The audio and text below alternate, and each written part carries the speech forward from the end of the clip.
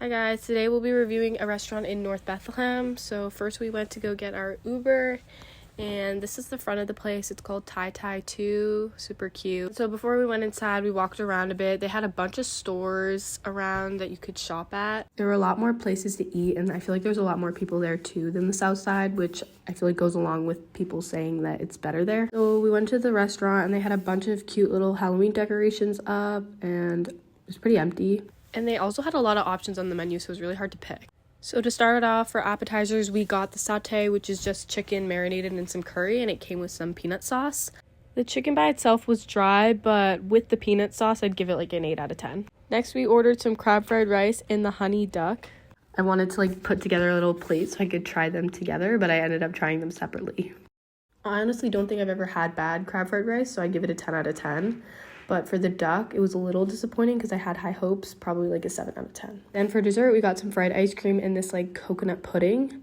As you can tell, I struggled a bit with getting the ice cream out of the shell. But overall, I was pleasantly surprised with the fried ice cream, probably like a 9 out of 10. I was not expecting that. But the pudding was a weird consistency. I was kind of expecting that, and I'd give it like a 4 out of 10. So after that, we headed back across the bridge. I was inspired to cross the bridge and check out the north side because I recently watched the documentary La Frontera by Ileana Sosa. In the documentary, Ileana talks about what it was like growing up Mexican while also living on the American side of the border in El Paso. And so on the map, you can see the town Juarez, which is on the side of Mexico. And she talks about how these towns are very similar and that the only thing that's separating them is the border. And she talks about how strict border policies has really ruined the fluidity between the two towns. Along with that, many families get separated, often the parents being stuck in Mexico or on that side of the border and the kids being on the other side. I think it was really important how Ileana included these clips specifically of families reuniting from the border that had been separated. It really puts into perspective the topics that she's talking about are affecting the lives of real people, and that is why we should be trying harder to fix these problems.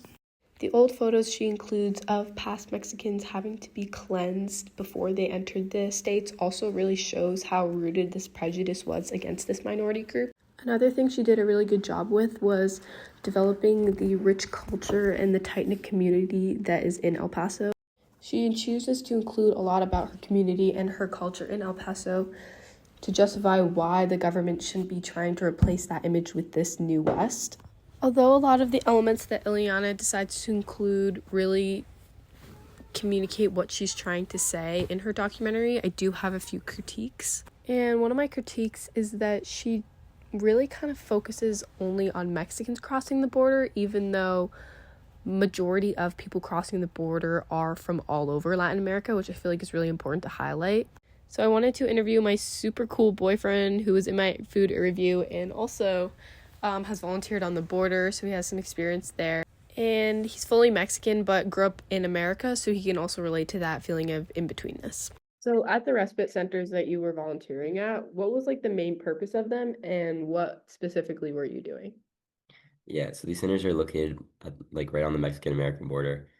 And it acts as sort of like a checkpoint for people who just recently crossed over. Specifically, what I did, or I switched off between kind of helping in the kitchen to serve food and to help hand out um basic needs like clothing items. And so, did you know where these people were coming from? If they were originally coming from Mexico, or if they were just passing through? Say that most people I met were not from Mexico. Most people were from Haiti and South America. Did any of them ever tell you some of the reasons why they were leaving, or why they were crossing the border? Yeah, and I think almost every single person I talked to directly told me that it was violence in some manner that they had to escape. So some families, I had heard that like they were being targeted um, by local gangs, and that was they had no choice but to leave. Like Diego had said, at these respite centers, in this photo, people come from all over and not just from Mexico. There is a part of the documentary that Ileana kind of talks about this, but I don't think she brings enough attention to the fact that people are coming from all over. And again, like Diego had mentioned about people leaving because of war and because they literally had to leave their homes for the safety of their lives. I don't think she talks about that enough. I feel like she talks more about people leaving for work. My other critique for the documentary was when she made a few biased comments. In the clip, she talks about how it was President Trump's fault and that a lot of the prejudice is because of him. I just think that her decision to include these clips kind of hurts her credibility. Where if someone was watching this and was an extremist that supported Trump, saw this, they would question if the contents in the documentary was actually based on fact. This connects back to where I put on the last slide of my food review that the whole review was sponsored. Usually when you see that on TikTok, you kind of question their motives. And I feel like I also kind of start to question if the food is actually good or if the product they're reviewing is actually good. Besides my two minor critiques, I think Eliana did a really good job with bringing awareness to issues with the border. And I really like that she constantly references back to her split identity between Mexico and America, since she isn't just part of one and she's grown to appreciate both sides.